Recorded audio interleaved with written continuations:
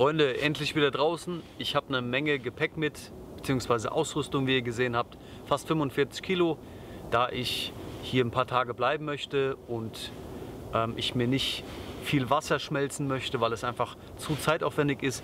Dementsprechend habe ich 8 Liter Wasser dabei, Essen, die Liege, damit ich auch gut und gemütlich schlafen kann, um dann auch am nächsten Tag fit zu sein. Einen dicken Schlafsack habe ich dabei, den Survival Down 1000, den kennt ihr vielleicht von den anderen Videos. Die E-Zig von Carinthia hängt hier hinten im Baum, da habe ich die Jacke und die Hose dabei. Es ist zwar nur 0 bis -5 Grad maximal, aber wenn man dann so wie ich lange sitzt am Teleobjektiv, dann braucht man trotzdem eine sehr gute Isolierung, damit die Körperwärme gehalten wird, denn man bewegt sich ja nicht. Und ja Freunde, ich habe richtig Bock, ich habe das Ganze hier vorher ausgekundschaftet, also dieses Versteck. Außenrum komplett bewachsen. Innen drin habe ich hier meinen kleinen freien Platz, Tarp gespannt, Liege aufgebaut, also richtig gemütlich. Und von hier aus werde ich dann immer an verschiedene Punkte gehen. Ich habe mir vorher ein paar Spots rausgesucht. War jetzt nicht besonders erfolgreich mit der Wildkamera. Nachts natürlich viel Action, Schwarzwild und Rehwild. Rehwild auch tagsüber. Raubwild gar nicht gesehen. Ich habe noch den Ranzbeller dabei von Demel. Mit dem werde ich versuchen, vielleicht auch mal einen Fuchs anzulocken. Es ist momentan Ranzzeit, kann man probieren. Vielleicht klappt's, schauen wir mal. Ansonsten gehe ich an die ganze Sache relativ entspannt ran. Ich erhoffe mir nicht zu viel, aber oft habe ich viel Glück bei sowas und darauf vertraue ich aktuell. Ich habe auf jeden Fall richtig Bock. Freut euch drauf. Viel Spaß bei diesem Video, Freunde. Ich mache hier mal weiter. Wir sehen uns dann gleich wieder. Viel Spaß.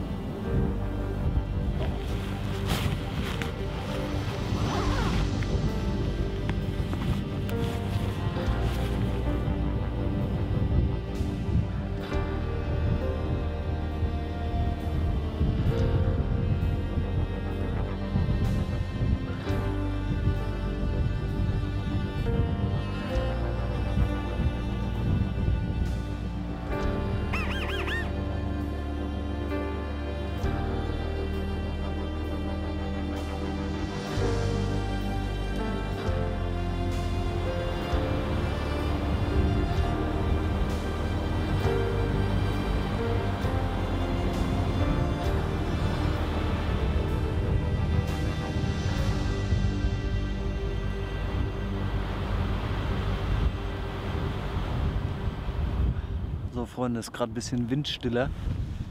Ich hoffe, ihr hört mich gut. Ich sitze jetzt hier schon seit 2-3 Stunden. Wir haben jetzt 10 vor 4, also noch circa 1 Stunde 20 Minuten Helligkeit. Sehr, sehr windig, kalt, -1, aber durch den Wind ist es nochmal richtig kalt. Im Gesicht zumindest. Und ja, ich bin froh, dass ich die warmen Klamotten anhabe. Da ist es nur halb so wild, angenehm warm. Aber man merkt, wie der Körper runterfährt, wenn man nur sitzt und die Heizung ausgeht. Muss man dann immer ein bisschen die Beinmuskulatur anspannen, die Arme und so ein bisschen pumpen im Sitzen, damit einem warm bleibt.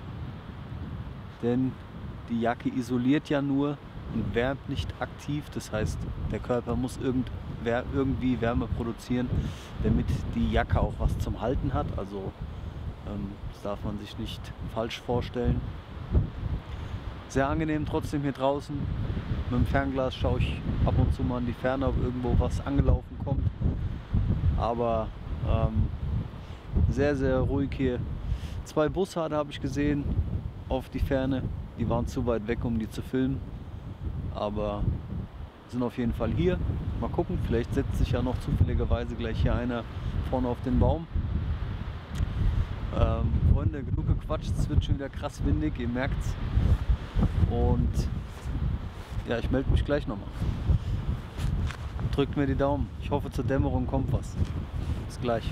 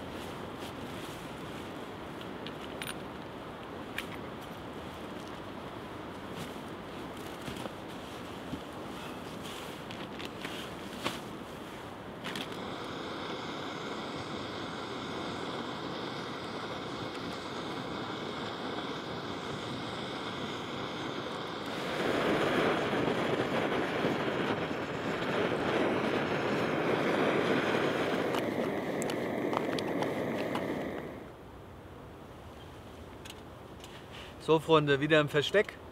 Heißer Tee, Chicken Curry, Fertigmeal. Ja, war wohl ein Satz mit X. Leider kein Tier vor die Kamera gekommen. Ist auch nicht so tragisch, vielleicht habe ich morgen mehr Glück. War dennoch gut. 4 Stunden ungefähr saßen wir draußen. Es war brutal windig. Die Jacke hat gut warm gehalten. Allerdings zum Schluss ist mein Stoffwechsel so runtergefahren, weil ich mich halt nicht bewegt habe, dass mir dennoch leicht kühl war. Jetzt, als ich dann zusammengepackt habe und einfach nur 500-600 Meter gelaufen bin, ist der Stoffwechsel direkt wieder hochgekommen. Es war wieder schön warm, die Hände sind wieder richtig warm geworden. Ja, so läuft es im Winter. Auch mit warmer Bekleidung, dicker Schlafsack. Wenn die innere Heizung aus ist, wird euch auch nicht die warme Kleidung wärmen. Also ihr müsst auch für genug Nahrungszufuhr sorgen, genug trinken. Das habe ich heute nicht wirklich gemacht. Und ja, morgen kümmere ich mich da besser drum, auf jeden Fall. Ein gutes Frühstück und sowas. Naja, Freunde, genug gelabert. Ich werde jetzt hier mal schön essen, meinen Curry, Tee trinken, was auch immer, noch ein bisschen relaxen. Vielleicht melde ich mich noch oder mache noch ein paar Szenen für euch. Ein Feuer gibt es nicht, weil die Klamotten dann sonst nach Rauch riechen. Und das, denke ich, ist nicht so vorteilhaft. Überlege ich mir noch, vielleicht morgen oder so. Oder am letzten Abend. Mal schauen. Freunde, wir sehen uns. Ich lasse mir es jetzt schmecken.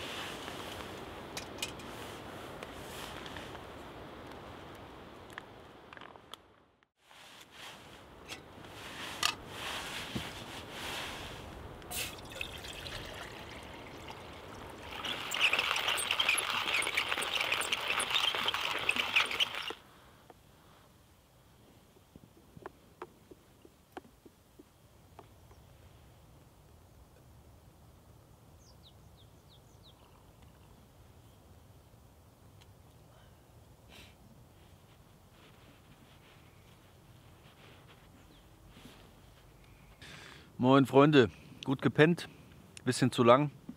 Ich habe mir heute Nacht die Mütze komplett über den Kopf gezogen, damit es nicht so zieht.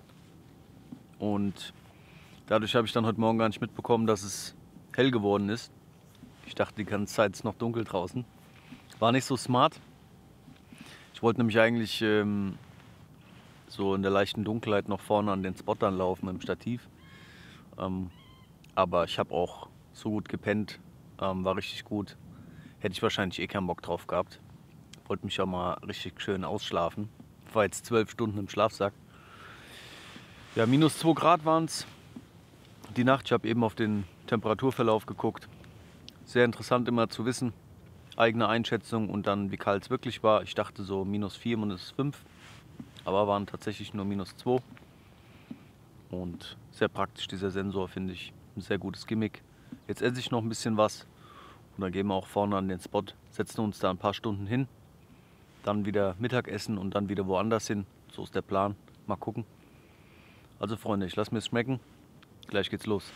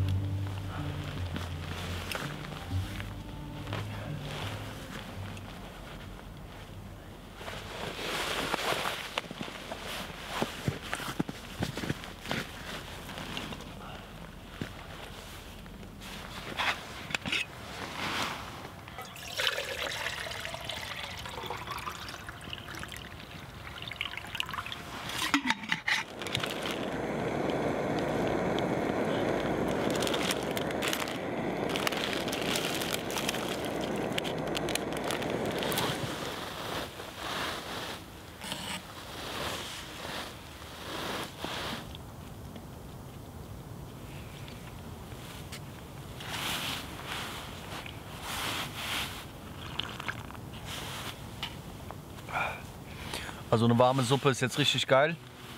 Ihr habt gesehen, war wieder nix. Die Waldarbeiter waren hier eben auch ein paar hundert Meter weiter vom Versteck mit dem Harvester. Schön durchgefahren. Ja, besser kann es nicht laufen. Naja, gehört auch irgendwie dazu. Das Witzige ist, ich war hier wirklich 2 bis 3 Wochen vorher fast jeden Tag. Entweder habe ich was an der Wildkamera gemacht oder einfach draußen nur einen Kaffee getrunken.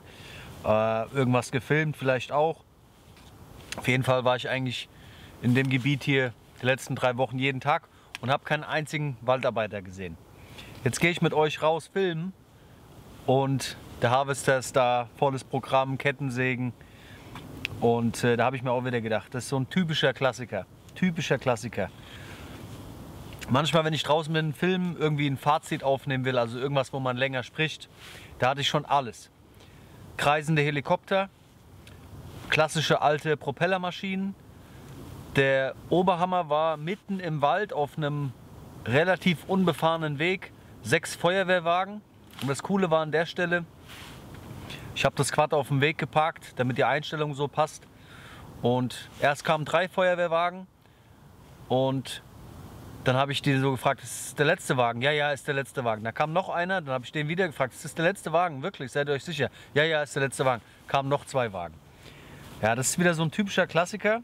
Keine Ahnung, das ist so Filmpech, würde ich es mal nennen. Aber ist auch egal. Ich habe jetzt eine schöne warme Suppe und Tee habe ich auch. Wenn ich das gegessen habe, gibt es einen Kaffee. Und dann packe ich wieder das Stativ und dann gehen wir irgendwo hin, wo es irgendwie passt.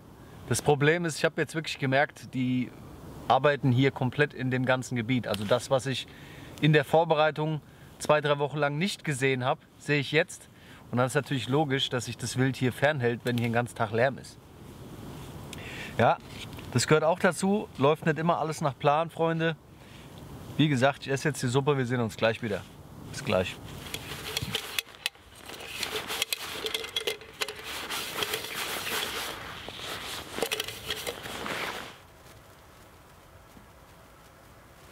So, Freunde, ich bin jetzt wieder am alten Spot. Der Harvester ist auf dieser Seite. Ich dachte mir, ich setze mich einfach nochmal hier hin. Klingt zwar ein bisschen paradox, aber vielleicht klappt's. Und ja, Kaffee habe ich schnell mitgenommen. Es ist jetzt 3:45, also haben wir noch so eine Stunde, 20 Minuten Licht. Und ich hoffe, dass hier irgendwas vor die Kamera läuft, da ich ein ganz kleines bisschen demotiviert bin. Gerade besonders auch wegen den Forstarbeiten, die mich jetzt abgefuckt haben und das Ganze so ein bisschen hier in Frage gestellt haben, das ganze Gebiet. Egal. Freunde, nur als kleines Update, wir sehen uns gleich wieder.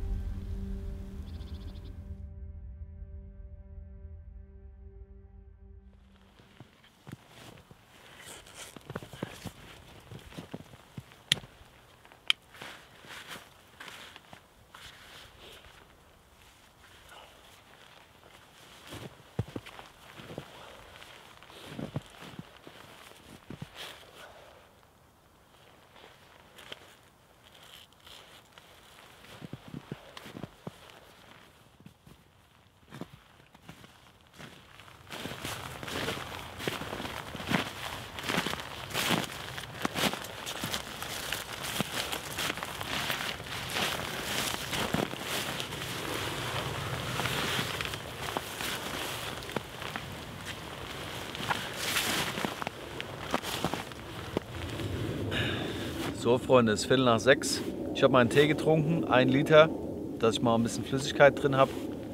Gegessen habe ich, die Sachen habe ich schon mal gepackt für morgen früh, dass wir dann nur noch zum Spot laufen müssen, Stativ aufstellen, Kamera drauf und dann abwarten, bis die Sonne aufgeht. und dann hoffen, dass was vor die Kamera läuft. Ich hoffe, dass wenigstens dann am letzten Tag was zu sehen ist. Ansonsten war das Ganze natürlich dann einfach nur ein reines Outdoor-Video, so wie ihr es kennt von mir.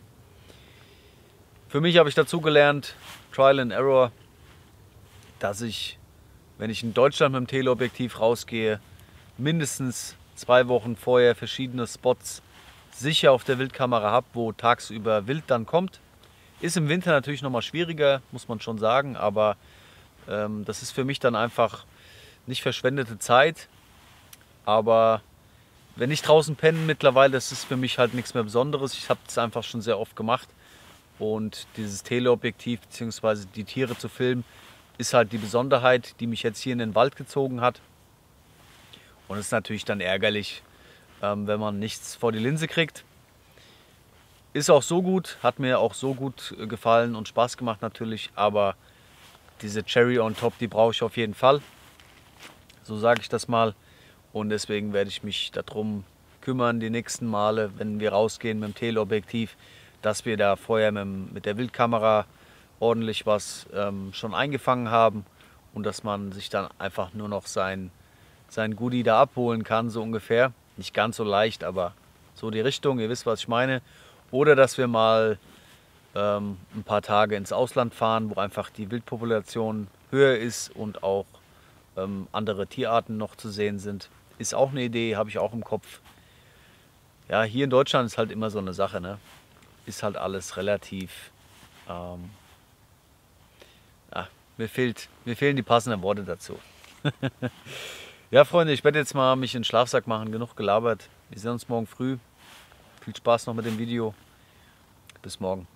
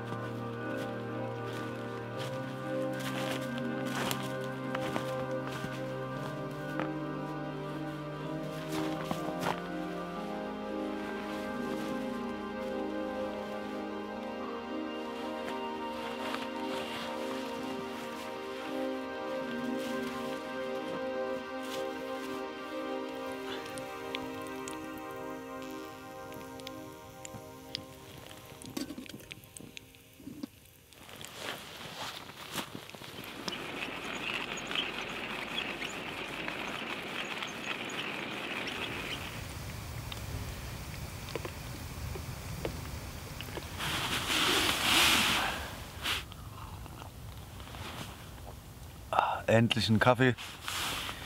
Freunde, die Tour neigt sich dem Ende zu. War insgesamt chaotisch irgendwie, muss ich sagen. Alles nicht so passiert oder gelaufen, wie es geplant war. Wie gesagt, Forstarbeiter. Jetzt eben gerade habe ich noch beobachtet, wie ein Jäger hier auf den Hochsitz gegangen ist. War auch ganz lustig. Der hat sich aber auch nur eine Stunde hingesetzt, dann ist er wieder gegangen. Und Drohne auch noch abgestürzt, nicht wirklich abgestürzt, aber durch die hohe Luftfeuchtigkeit und die Minusgrade sind die Rotoren eingefroren und dadurch mussten die irgendwie langsamer oder der Motor musste zu viel Power reingeben. Dann habe ich eine Warnung bekommen, dass ich das Ding landen soll. Habe ich versucht, habe es aber nicht zeitig geschafft. Dann ist er einfach runtergegangen, also ganz langsam runter in den Schnee rein. Naja, auch nicht so geil. Also insgesamt war die ganze Tour ziemlich chaotisch und für mich persönlich eher ein totaler Misserfolg, muss ich wirklich sagen. Aber ich kann das Ganze nur mit einem Lächeln nehmen. Der Kaffee schmeckt dafür exzellent gerade, weil es schön kalt ist hier draußen. Es ist nochmal richtig kalt geworden jetzt gerade. Und ja, Freunde, so kann das auch mal laufen. Normalerweise, wenn ich irgendwie Touren filme, dann bin ich danach immer sehr zufrieden mit dem Ergebnis irgendwie oder ansatzweise zufrieden. Hab dann schöne Sachen gefilmt. Drohnenaufnahmen zum Beispiel konnte ich für euch jetzt gar nicht sehr viele aufnehmen. Und auch vom Setting her muss man natürlich immer aufpassen, was filmt man, ohne die Tiere irgendwie zu verscheuchen. Aber im Endeffekt waren eh keine da. Genug gelabert, Freunde. Ich hoffe natürlich trotzdem, dass euch dieses Video gefallen hat. Ist wieder mal eine Erinnerung im YouTube-Archiv. Werde ich in 10 Jahren hoffentlich schön drüber lachen können. Und ja, Freunde, dann würde ich sagen, es kann nur besser werden. Freut euch dann auf das nächste Wildlife-Video, was dann hoffentlich auch besser wird. Und ich werde jetzt den Kaffee in Ruhe genießen und hier nochmal die Ruhe, weil aktuell ist es gerade endlich mal schön ruhig. Die Waldarbeiter haben aufgehört zu arbeiten und dann werde ich den Kaffee hier genießen und das Zeug packen und dann nach Hause. Freunde, hat mir Spaß gemacht, irgendwie, trotzdem. Wir sehen uns beim nächsten Video.